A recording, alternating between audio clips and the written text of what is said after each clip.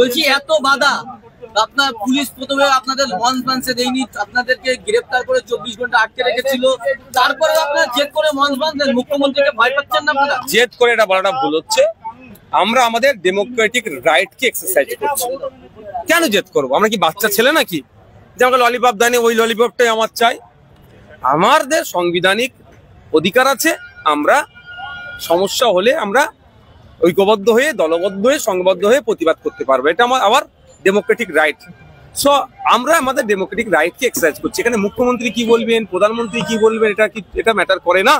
ভয় পাওয়ার কি আছে? আমরাই তো প্রধানমন্ত্রী তৈরি করেছি, আমরাই তো মুখ্যমন্ত্রী তৈরি করেছি। জনগণের ভোট পাওয়ার পরে তারা ভিআইপি, তাহলে জনগণ তো ভিভিআইপি। আর আমাদের যে আজকে আমাদের যে ধর্ণা মঞ্চ, সে জনগণের জন্য ধর্ণা মঞ্চ। তাদের অধিকার হনন হচ্ছে বলে ধর্ণা মঞ্চ, সংবিধানের উপরে আঘাত হচ্ছে বলে তো ধর্ণা মঞ্চ আমাদের। সুতরাং ভয় পাওয়ার কোনো প্রশ্নই আসছে না। উনি রাজা, আমরা প্রজা নয় তো। আমরা সবাই রাজা এই রাজার দেশে। সব রাজারা মিলে আর একটা জনকে দায়িত্ব দিয়েছে যে তুমি 5 বছর এটা চালাও। তুমি 5 বছর চালাতে ব্যর্থ হলে আবার আমরা এই রাজারা মিলে, ভোটাররা মিলে অন্যজনকে আবার দায়িত্ব তুলে দেবো। That's all.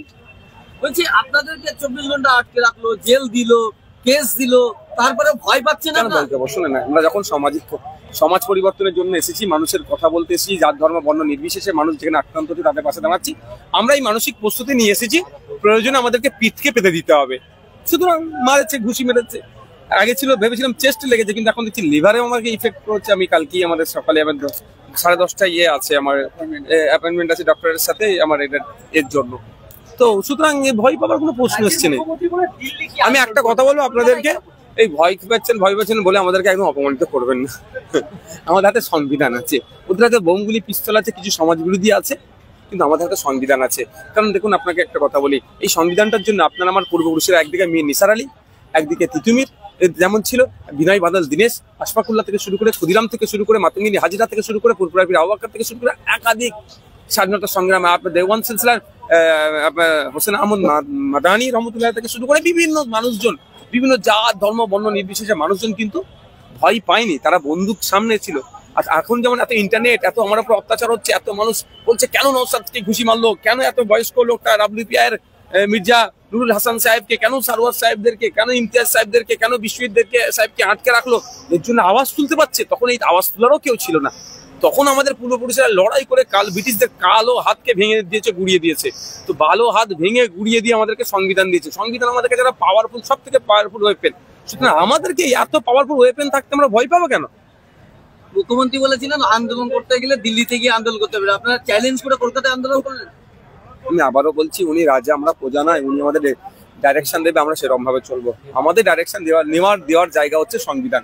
সংবিধান আমাকে রাইট দিয়েছে ধর্মতলায় আন্দোলন করতে পারবো। সংবিধান আমাকে রাইট দিয়েছে মেদিনীপুর আন্দোলন করতে পারবো। সংবিধান আমাকে রাইট দিয়েছে কলাঘাট আন্দোলন করতে পারবো। সংবিধান আমাকে রাইট দিয়েছে ভারতবর্ষের যে কোনো প্রান্ত সংরক্ষিত এলাকা ছাড়া আন্দোলন করতে পারবো। সুতরাং আমাদের যেখানে ইচ্ছা হবে সেখানে আমি আন্দোলন করবো। আজকে কলকাতায় করেছি, কালকে মেদিনীপুরে করবো, মালদাতে করবো, মুর্শিদাবাদে করবো। কোন দিন আপনারা দেখবেন আমরা দিল্লিতে আন্দোলন করছি। তো কি হয়েছে? অনেকে অভিযোগ করছেন যে আপনারা ওয়াকফ নিয়ে আন্দোলন করছেন, এসআইআর নিয়ে আন্দোলন করছেন, মোদির বিরুদ্ধে, বিজেপির বিরুদ্ধে না বলে আপনারা শুধু তৃণমূলের বিরুদ্ধে, মমতা ব্যানার্জির বিরুদ্ধে বলছেন। আমি মনে 5 মিনিট বক্তব্য দিচ্ছি। আমার 5 মিনিট বক্তব্যতে যদি কোনো জায়গায় থাকে বলতে বলবেন। আমাদের মির্জা নুরুল হাসান সাহেব স্বাগত ভাষণ দিয়েছেন, 12 থেকে 15 মিনিট দিয়েছেন। ওনার বক্তব্য শুনবেন, একভাবে তিনি মানে এক্ষেত্রে আমি দেখেছি, আমি শুনছিলাম ওনার বক্তব্যটা, নিরপেক্ষতা বজায় রেখে বিজেপিকেও চাবুক মেরেছে, তৃণমূলকেও চাবুক মেরেছে। এবার ব্যাপারটা হচ্ছে, যেই বিজেপি সেই তৃণমূল। তো যখন আমরা বিজেপিকে বললেও ওরা ভাবে আমাকেই বলছে। কি করতে পারি বলুন তো? আমি বলি মোদি চোর, ভোট চোর, দিদির তখন রাগ হয়। আমি বলি মোদি মানুষের সংবিধান অধিকারী কেড়ে নিচ্ছে, দিদির তখন রাগ হয়ে যাচ্ছে। আমি বলি আমরা বলি যে মোদির এই এসআইআর এর নামে মানুষকে আতঙ্কিত করছে, বন্ধ করতে হবে, দিদি ভাবে আমাকে বলছে। আমরা বলছি এই সংবিধান বিরোধী, সংবিধানের উপরে একাধিক আঘাত দিয়ে যে ওয়াকফ সংশোধনী বিল 2000 আইন যে 2025 হয়েছে, এটাকে প্রত্যাহার করতে হবে। দিদির লোকেরা ভাবে আমরা দিদির বিরুদ্ধে বলছি। কি করতে পারি? মানে ব্যাপারটা কি মুখ আর মুখস্থ। এরা আরএসএস হয়ে বসে আছে। তৃণমূলের সুপ্রিমো আরএসএস হয়েছে, আর বিজেপি ও সুপ্রিমো আরএসএস। ফলে বিজেপিকে বললেও সেই ভাইকে বলছি বলে ওদের গায়ে লেগে যাচ্ছে। আপনি বলছেন সংবিধান আছে আমাদের হাতে, কিন্তু তারাও তো সংবিধান হাতে করে নিয়ে আপনাদেরকে বারে বারে আটকাচ্ছে। কি বলবেন? কারা? মমতা ব্যানার্জি। না, ওরা সংবিধানের অপব্যাখ্যা করছে। সাংবিধানিক ওয়েতে গেলে আমাদের আটকাবার কোনো জায়গা নাই।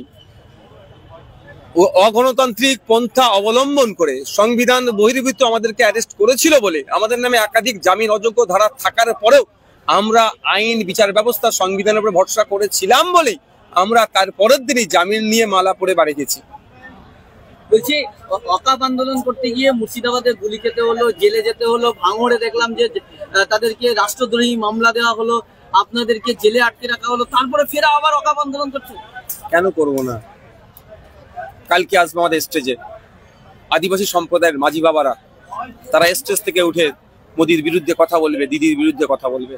দেখবেন ফরেস্ট রাইট অ্যাক্ট 2006-কে তারা অ্যামেন্ডমেন্টের নামে 2023-24 একটা আইন করেছে, আদিবাসী থেকে জঙ্গলের অধিকার কেড়ে নিচ্ছে। তাদের পাশে আমরা আছি, আমাদের পাশে তারা থাকবে। ভয় পাবো কেন? আমি আবারও বলছি, আমার পূর্বপুরুষ যখন ব্রিটিশদের বিরুদ্ধে লড়াই করতে বেরিয়েছিল তখন তো ইন্টারনেট ছিল না, এত সোশ্যাল মিডিয়া রমনামা ছিল না, কিছুই ছিল না। আমার পূর্বপুরুষ চোখ কান বুঝে বেরিয়ে গেছে ব্রিটিশদের তাড়াবো। আর আজকে আমি বেরোতে গেলে তারাকে ফোন করছি, সরোজ সাহেব আপনি কত দূরে আছেন, আমি একটাই পৌঁছাচ্ছি। এই যোগাযোগটা তো আছে অন্তত, তাহলে আবার ভয় পাবো কেন? আমাদের গায়ে কাদের খুন বইছে?